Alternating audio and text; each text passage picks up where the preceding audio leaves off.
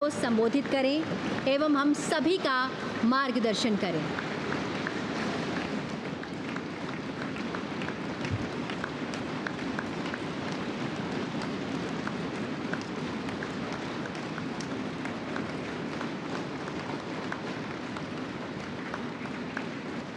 आदरणीय उपराष्ट्रपति जी, आदरणीय स्पीकर महोदय, मंच पर विराजमान सभी वरिष्ठ महानुभाव और 140 करोड़ देशवासियों के प्रतिनिधि, सभी माननीय सांसदगण, आपको और देशवासियों को गणेश चतुर्थी की अनेक अनेक शुभकामनाएं।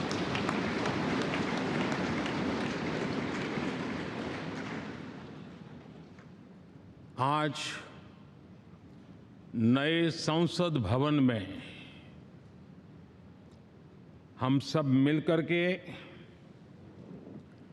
नए भविष्य का श्री गणेश करने जा रहे हैं।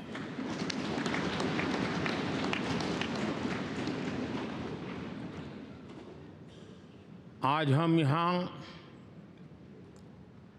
विकसित भारत का संकल्प दोहराना, फिर एक बार संकल्पबद्ध होना और उसको परिपूर्ण करने के लिए जी जान से जुटने के इरादे से नए भवन की तरफ प्रस्थान कर रहे हैं।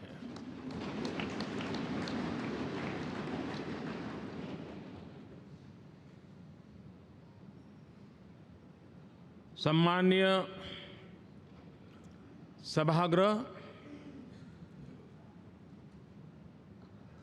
ये भवन और उसमें भी ये सेंट्रल हॉल एक प्रकार से हमारी भावनाओं से भरा हुआ है। हमें भावुक भी करता है और हमें हमारे कर्तव्य के लिए प्रेरित भी करता है। आजादी के पूर्व ये खंड एक प्रकार से लाइब्रेरी के रूप में इस्तेमाल होता था, लेकिन बाद में संविधान सभा की बैठकें यहाँ शुरू हुई और उन संविधान सभा की बैठकों के द्वारा गहन चर्चा विचारणा कर करके हमारा संविधान यहीं पर आकार लिया। यहीं पर 1947 में अंग्रेजी हुकूमत ने सत्ता हस्तांतरण किया, उस प्रक्रिया का भी साक्षी हमारा ये सेंट्रल हॉल है। इसी सेंट्रल हॉल में भारत के तिरंगे को अपनाया गया, हमारे राष्ट्रगान को अपनाया गया और ऐतिहासिक अवसरों पर आजादी के बाद भी सभी सरकारों के दरमियान अनेक अवसर आए जब दोनों सदनों ने मिलकर के यहाँ पर भारत के भाग्य को गढ़ने के पर विचार किया, सहमति बनाई और निर्णय भी किए। 1952 के बाद दुनिया के करीब 41 राष्ट्राध्यक्षों ने इस सेंट्रल हॉल में हमारे सभी माननीय सांसदों को संबोधित किया है।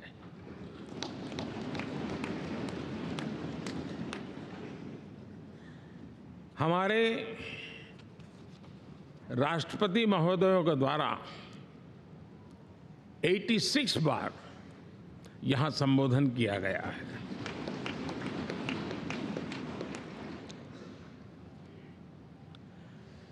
बीते 7 दशकों में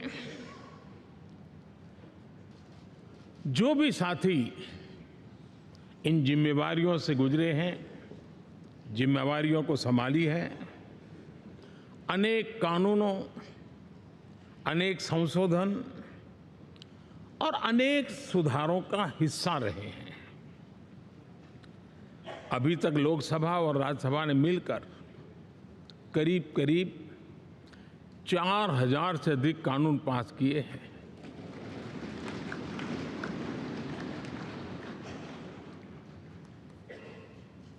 और कभी जरूरत पड़ी तो ज्वाइंट सेशन के माध्यम से भी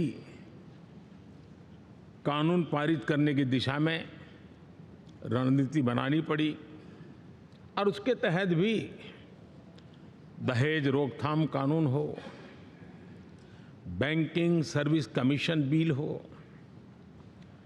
आतंक से लड़ने के लिए कानून हो, ये संयुक्त सत्र में पास किए गए हैं, इसी गृह में पास किए गए। इसी संसद में मुस्लिम बहन बेटियों को न्याय की जो प्रतीक्षा थी, शाहबानो केस के कारण कुछ गाड़ी उल्टी पार्टी पर चढ़ गई थी, इसी सदन ने हमारी उस गलतियों को ठीक किया और 3 तलाक विरुद्ध कानून हम सब ने मिलकर के पारित किया। संसद ने बीते वर्षों में ट्रांसजेंडर को न्याय देने वाले कानूनों का भी निर्माण किया। इसके माध्यम से हम ट्रांसजेंडर के प्रति सद्भाव और सम्मान के भाव के साथ उनको नौकरी, शिक्षा, स्वास्थ्य, बाकी जो सुविधाएं हैं, एक गरिमा के साथ प्राप्त कर सके, इसकी दिशा में हम आगे बढ़े। हम सभी ने मिलकर हमारे दिव्यांग जनों के लिए भी उनकी जरूरतों को देखते हुए, उनके एस्पिरेशंस को देखते हुए ऐसे कानूनों का निर्माण किया जो उनके लिए उज्जवल भविष्य की गारंटी बन रहे हैं। आर्टिकल 370 हटाने से लेकर वो विषय ऐसा रहा जो शायद ही कोई दशक ऐसा होगा कि चर्चा न हुई हो, चिंता न हुई हो और मांग न हुई हो। आक्रोश भी व्यक्त हुआ, सभागृह में भी हुआ, सभागृह के बाहर भी हुआ। लेकिन हम सबका सौभाग्य है कि हमें सदन में आर्टिकल 370 से मुक्ति पाने का, अलगाववाद,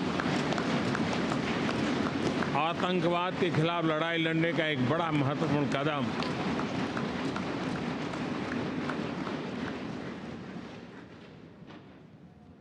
और इस महत्वपूर्ण काम में माननीय सांसदों की, संसद की बहुत बड़ी भूमिका है। जम्मू कश्मीर में इसी सदन में निर्मित हुआ संविधान हमारे पूर्वजों ने दिया हुआ वो महामूल्य दस्तावेज जम्मू कश्मीर में लागू करते हैं तो इस मिट्टी को प्रणाम करने का मन करता है। आज जम्मू और कश्मीर शांति और विकास के रास्ते पर चलने के लिए प्रतिबद्ध हुआ है और नए उमंग, नए उत्साह, नए संकल्प के साथ जम्मू कश्मीर के लोग आगे बढ़ने का कोई मौका अब छोड़ना नहीं चाहते हैं। ये दिखाता है कि संसद के सदस्यों ने मिलकर के संसद के भवन में कितने महत्वपूर्ण काम किए हैं। माननीय सांसदगण, लाल किले से मैंने कहा था, यही समय है, सही समय है।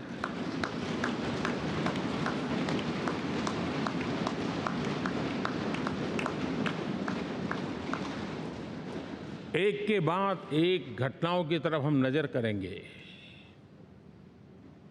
हर घटना इस बात का गवाह दे रही है कि आज भारत एक नई चेतना के साथ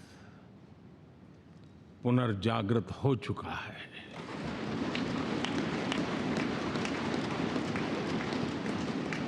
भारत नई ऊर्जा से भर चुका है और यही चेतना, यही ऊर्जा इस देश के कोटि कोटि जनों के सपनों को संकल्प में परिवर्तित कर सकती है और संकल्प को परिश्रम की पराकाष्ठा कर करके सिद्धि तक पहुंचा सकती है। ये हम देख सकते हैं।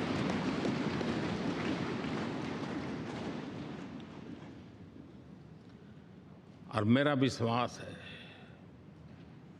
देश जिस दिशा में चल पड़ा है,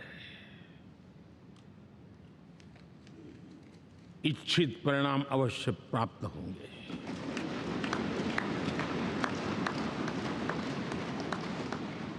हम गति जितनी तेज करेंगे, परिणाम उतने जल्दी मिलेंगे।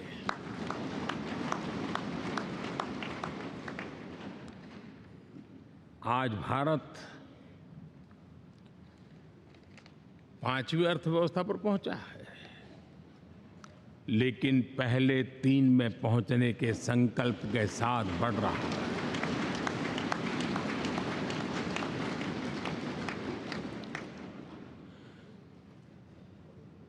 और मैं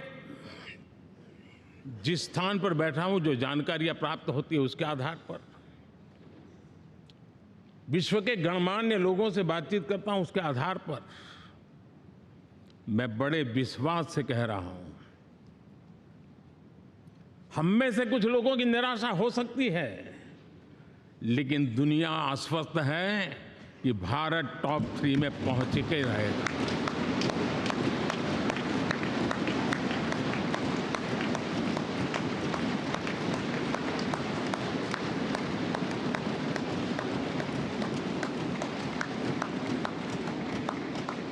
भारत का बैंकिंग सेक्टर आज अपनी मजबूती के कारण से फिर एक बार दुनिया में सकारात्मक चर्चा का केंद्र बना हुआ है।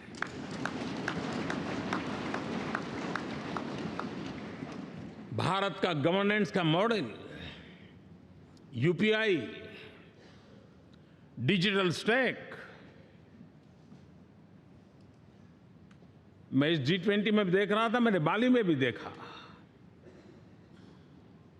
टेक्नोलॉजी की दुनिया को लेकर के भारत का नौजवान जिस प्रकार से आगे बढ़ रहा है, पूरे विश्व के लिए कौतुक भी है, आकर्षण भी है और स्वीकृति भी है।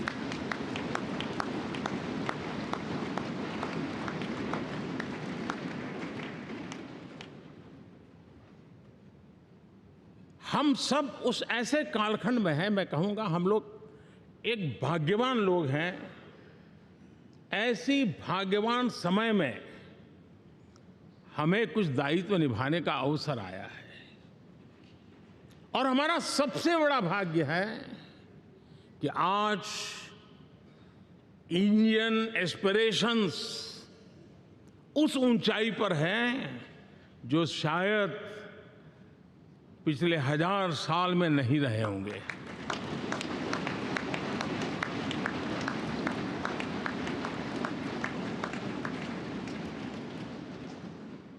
गुलामी के जंजीरों ने उसके एस्पिरेशंस को दबोच के रखा था।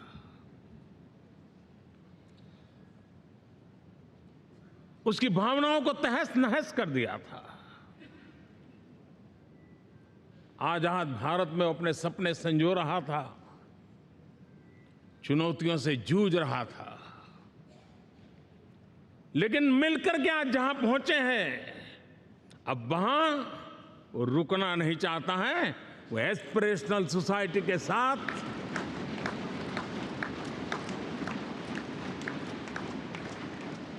नए लक्ष्य गढ़ना चाहता है।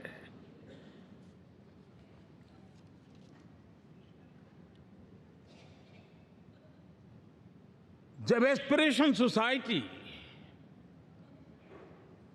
सपने संजोते हो, संकल्प लेकर के निकल पड़ी हो, तब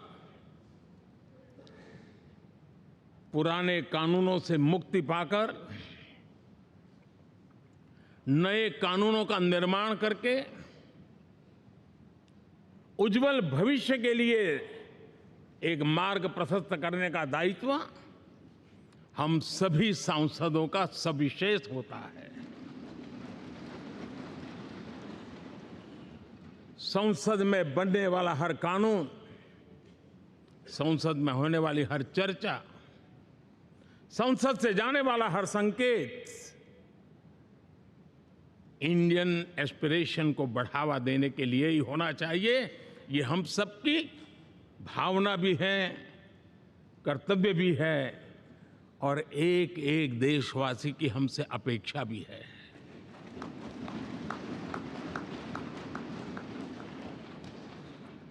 हम जो भी रिफॉर्म करें, उसके मूल में इंडियन एस्पिरेशन सबसे सर्वोच्च पद पर होना चाहिए, प्राथमिकता पर होना चाहिए।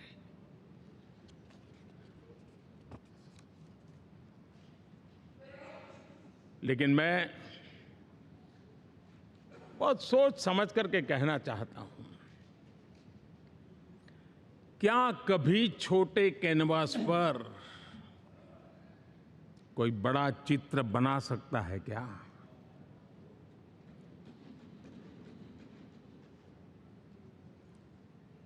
जैसे छोटे कैनवास पर बड़ा चित्र नहीं बन सकता, वैसे हम भी अगर हमारे सोचने के कैनवास को बड़ा नहीं कर सकते, तो भव्य भारत का चित्र भी हम नहीं अंकित कर सकते।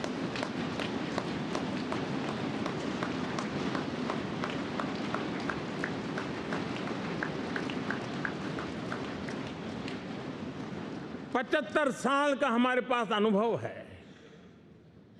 हमारे पूर्वजों ने जो कुछ भी रास्ते बनाए, उससे हमने सीखा है। हमारे पास एक बहुत बड़ी विरासत है। इस विरासत के साथ अगर हमारे सपने, हमारे संकल्प जुड़ जाए, हमारा सोचने का दायरा बदल जाए, हमारा कैनवास बड़ा हो जाए, तो हम भी उस भव्य भारत के चित्र को अंकित कर सकते हैं, उस तस्वीर का खाका खींच सकते हैं, उसमें रंग भरने का काम हम भी कर सकते हैं और आने वाली पीढ़ी को वो भव्य दिव्य मां भारती के हम उनको सुपुर्द कर सकते हैं। दोस्तों, अमृतकाल के 25 वर्षों में भारत को अब बड़े कैनवास पर काम करना ही होगा। अब हमारे लिए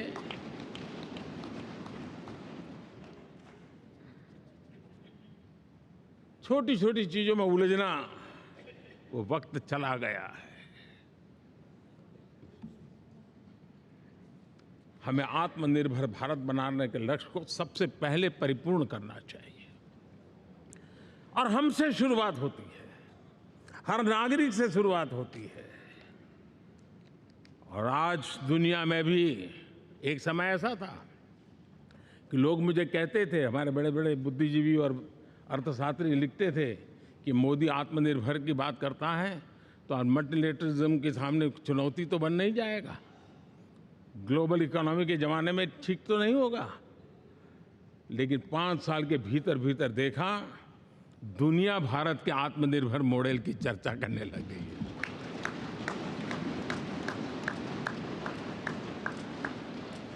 और कौन हिंदुस्तानी नहीं चाहेगा कि डिफेंस सेक्टर में आत्मनिर्भर हो, एनर्जी सेक्टर में हम आत्मनिर्भर हो, एडिबल ऑयल क्या इस देश को आत्मनिर्भर नहीं होना चाहिए? कृषि प्रधान देश हम कहते हैं। खाने का तेल क्या अब देश बाहर से लाएगा? बहुत समय की मांग है कि हमें आत्मनिर्भर भारत को संकल्प को पूरा करना, ये हम सबका दायित्व है। उसमें दल आड़े नहीं आते हैं, सिर्फ दिल चाहिए, देश के लिए चाहिए।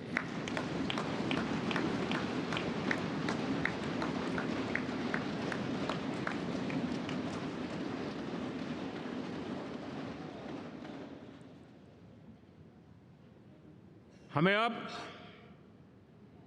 मैन्युफैक्चरिंग सेक्टर में दुनिया में सर्वश्रेष्ठ बनने की दिशा में ही कदम रखने होंगे। और मैंने इकबाल लाल किले से कहा था, जीरो डिफेक्ट जीरो इफेक्ट। हमारे प्रोडक्ट में कोई डिफेक्ट ना हो, हमारी प्रक्रिया में पर्यावरण पर कोई इफेक्ट ना हो, ऐसा जीरो डिफेक्ट जीरो इफेक्ट वाला हमें दुनिया के सामने मैन्युफैक्चरिंग क्षेत्र में जाना हो। हमारे डिजाइनर,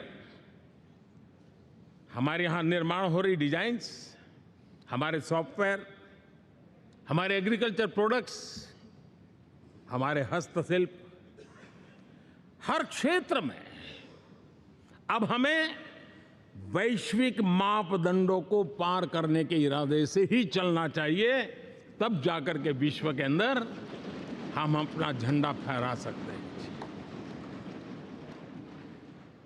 मेरे गांव में मेरा सबसे अच्छा माल हो, इतनी बात नहीं चलेगी। मेरे राज्य में मेरा सबसे अच्छा प्रोडक्ट नहीं चलेगा, मेरे देश में मेरा सबसे अच्छा प्रोडक्ट नहीं चलेगा, दुनिया में मेरा प्रोडक्ट सबसे अच्छा होगा, ये भाव हमें पैदा होगा।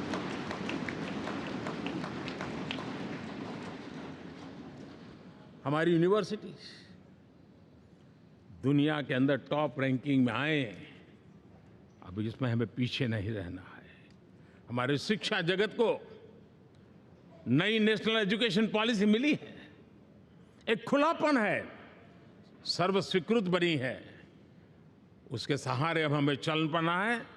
और दुनिया के टॉप मोस्ट यूनिवर्सिटीज में अभी जब G20 में विश्व के मेहमान आए तो मैंने नालंदा की एक तस्वीर रखी थी वहाँ, और जब मैं दुनिया को कहता था 1500 साल पहले मेरे देश में दुनिया की उत्तम से उत्तम यूनिवर्सिटी हुआ करती थी, तो उन सुनते ही रह जाते थे। लेकिन हमें उसे प्रेरणा लेनी है, पर प्राप्त तो अभी करके रहना है, ये हमारा संकल्प होना चाहिए। आज हमारे देश का नौजवान खेल जगत के अंदर दुनिया में हमारी पहचान बना रहा है। टियर 2, टियर 3 सिटी से, गांव, गरीब परिवारों से, गांव से देश के नौजवान, देश की बेटे बेटियां आज खेलकूद के जगत जीवन में हमारा नाम रोशन कर रही है। लेकिन देश चाहता है और देश का संकल्प होना चाहिए कि अब खेलकूद के हर पोडियम पे हमारा तिरंगा भी लहराता होगा।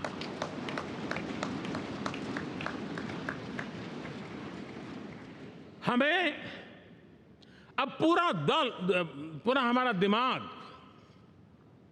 क्वालिटी पर फोकस करना ही होगा, ताकि हम विश्व की आशा अपेक्षाओं के अनुकूल और भारत के सामान्य मानव के जीवन में भी क्वालिटी ऑफ लाइफ के प्रति जो एस्पिरेशन बढ़ा है, उसको हम एड्रेस कर पाए। और जैसे मैंने कहा कि हम भाग्यवान हैं कि हम उस समय काम कर रहे हैं जब समाज अपने आप एक एस्पिरेशनल सोसाइटी है। हमारा और भी एक भाग्य है कि हम उस समय हैं जब हिंदुस्तान युवा देश है। हम दुनिया में सबसे ज्यादा जन आबादी वाला तो देश बने ही हैं, लेकिन सबसे बड़ी आबादी, उसमें भी सबसे युवा, ये पहली बार हुआ है।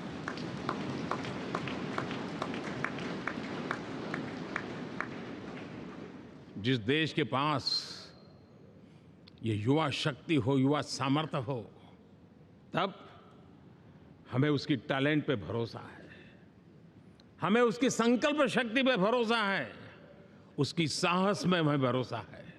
और इसलिए हम चाहते हैं कि दुनिया में भारत का युवा अग्रिम पंक्ति में नजर आना चाहिए, वो स्थिति पैदा होनी चाहिए। आज पूरी दुनिया को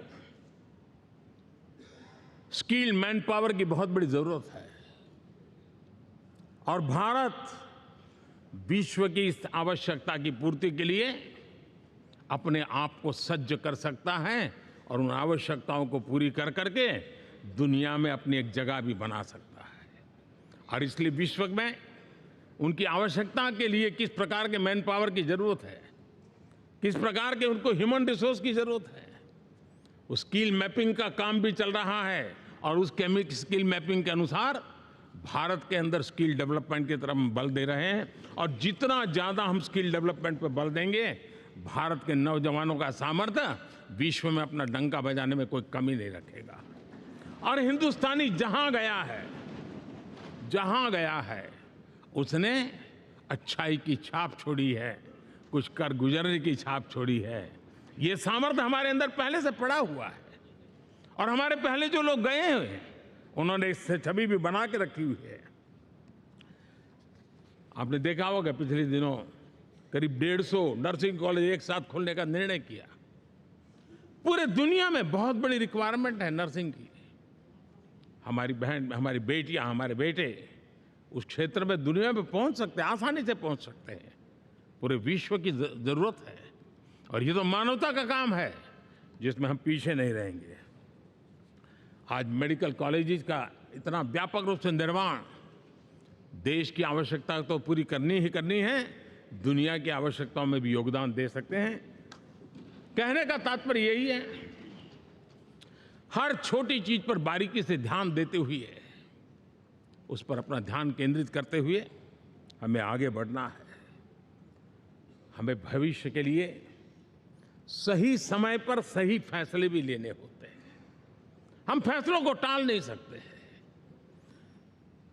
हम राजनीतिक लाभ नुकसान के गणा भाग के अंदर अपने आप को बंधी नहीं बना सकते हैं। हमें तो देश के एस्पिरेशन के लिए हिम्मत के साथ नए निर्णय करने होते हैं।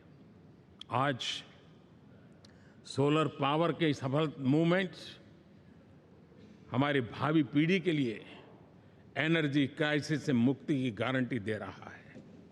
आज मिशन हाइड्रोजन आने वाले दिनों में जो एनवायरनमेंट की चिंता है, जो टेक्नोलॉजी में बदलाव आ रहा है, उसके समाधान का रास्ता देने का सामर्थ्य रखती है।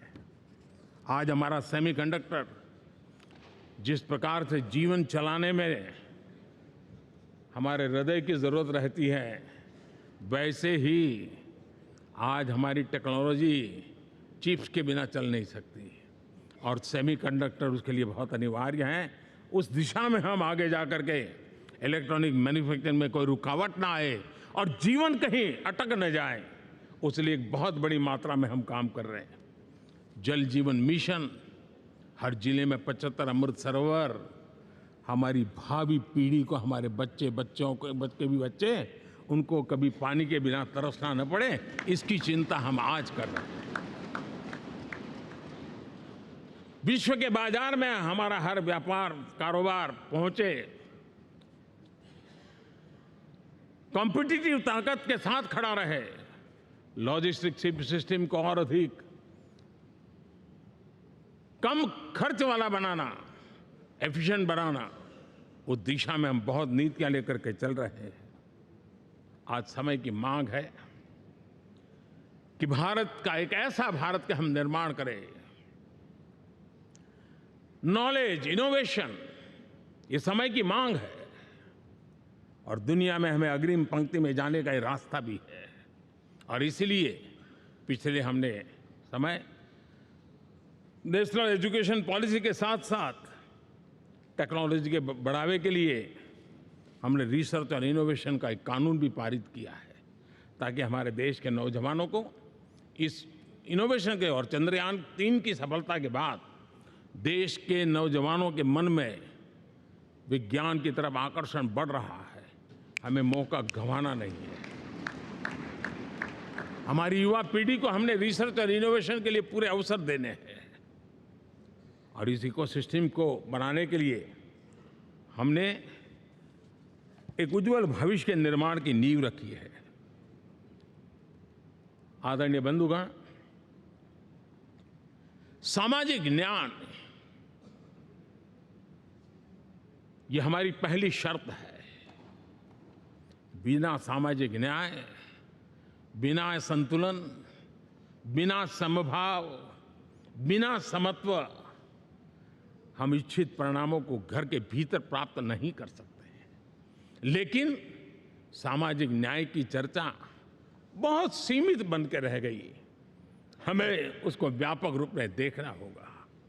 हम किसी गरीब को कोई सुविधा दें, किसी समाज में दबे कुचले व्यक्ति को कोई सुविधा दें, वो तो सामाजिक न्याय की एक प्रक्रिया है। लेकिन उसके घर तक पक्की सड़क बन जाए ना, वो भी सामाजिक न्याय के लिए उसको मजबूती देती है। उसके घर के नजदीक में बच्चों के लिए अगर स्कूल खुल जाए तो वो भी उसको सामाजिक न्याय की मजबूती देती है। उसको बिना खर्च अगर आरोग्य में समय की जरूरत पड़े वो मिले, तब जाकर के सामाजिक न्याय की मजबूती मिलती है। और इसलिए जिस प्रकार से समाज व्यवस्था में सामाजिक न्याय जरूरत है, वैसा ही राष्ट्र व्यवस्था में सामाजिक न्याय की आवश्यकता है।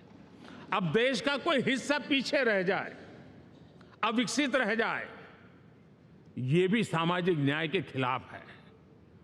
दुर्भाग्य से देश का पूर्वी इलाका, भारत का पूर्वी भाग जो समृद्धि से भरा हुआ है, लेकिन वहां के नौजवानों को रोजगार के लिए दूसरे इलाके में जाना पड़ रहा है।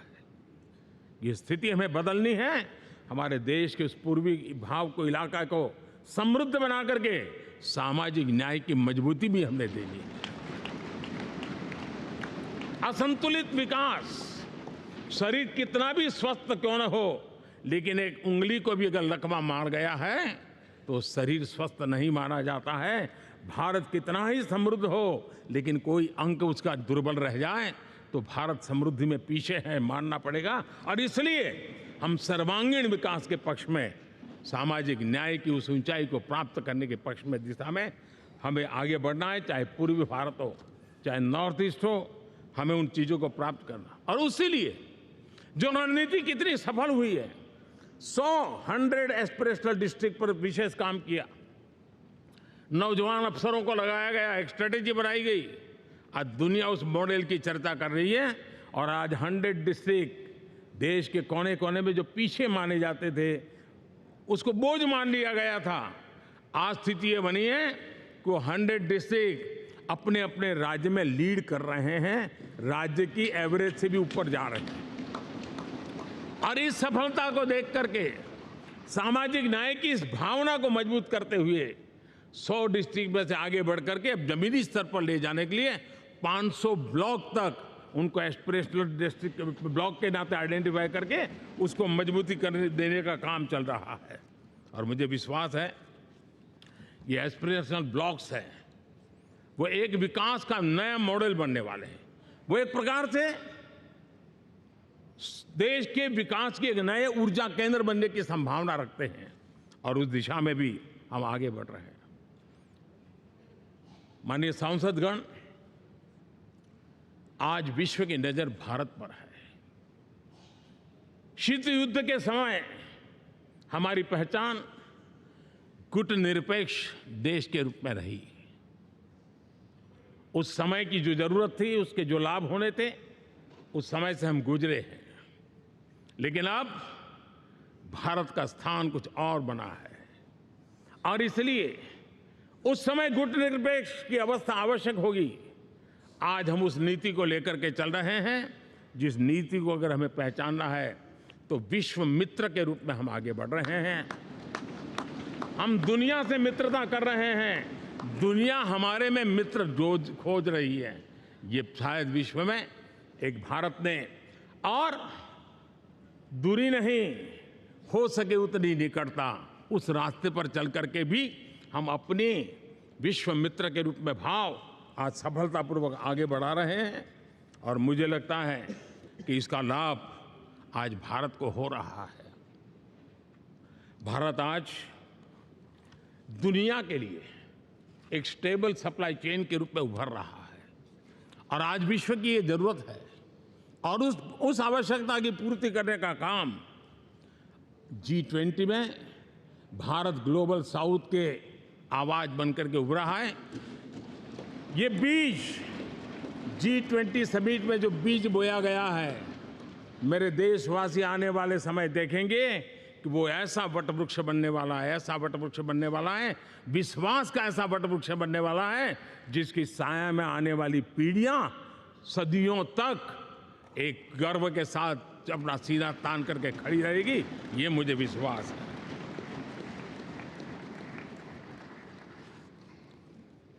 इस G20 में एक बहुत बड़ा काम हमने किया है, बायोफ्यूल अलायंस का।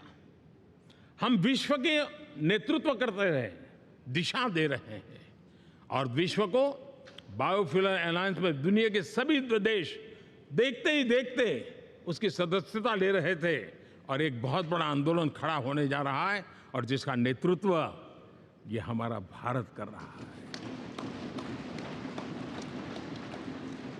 छोटे छोटे महाद्वीप, उनके साथ भी आर्थिक कॉरिडोर बनाने की दिशा में हमने बड़ी मजबूती के साथ कदम उठाए हैं। आदरणीय बंधुगण, आदरणीय उपराष्ट्रपति जी, आदरणीय स्पीकर महोदय, आज हम यहाँ से विदाई लेकर के नए भवन में जा रहे हैं, संसद के नए भवन में बैठने वाले हैं और ये शुभ है, गणेश चतुर्थी के दिन बैठ रहे हैं।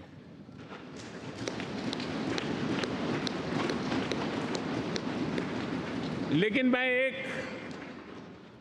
आप दोनों महानुभावों को एक प्रार्थना कर रहा हूं, एक विचार आपके सामने रख रहा हूं। मैं आशा करता हूं कि आप दोनों मिलकर के उस विचार पर जहां भी जरूरत पड़े मंथन करके कुछ निर्णय अवश्य कीजिए। और मेरी प्रार्थना है, मेरा सुझाव है कि अब हम जब नए सदन में जा रहे हैं तब इसकी गरिमा कभी भी कम नहीं होनी चाहिए।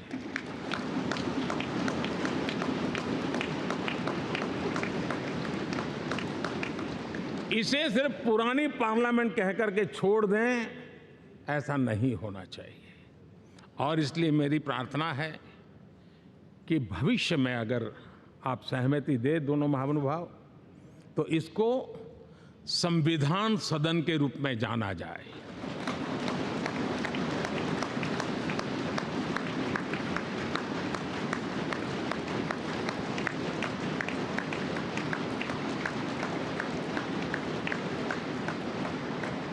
ताकि ये हमेशा हमारे रक्षा के लिए हमारी जीवन प्रेरणा बनी रहेगी। और जब संविधान सदन कहेंगे तब उन महापुरुषों का याद भी उसके साथ जुड़ जाएगी जो कभी संविधान सभा में यहाँ बैठा करते थे, गणमान्य महापुरुष बैठा करते थे। और इसलिए भावी पीढ़ी को ये तोहफा भी देने का अवसर हमें जाने नहीं देना चाहिए। मैं फिर एक बार इस पवित्र भूमि को प्रणाम करता हूँ। यहाँ पर जो तपस्या हुई है, जन कल्याण के लिए संकल्प हुए हैं, इसको परिपूर्ण करने के लिए 7 दशक से भी अधिक समय से जो पुरुषार्थ हुआ है, उन सबको प्रणाम करते हुए मैं मेरी वाणी को विराम देता हूँ और नए सदन के लिए आप सबको शुभकामनाएं देता हूँ। बहुत बहुत धन्यवाद।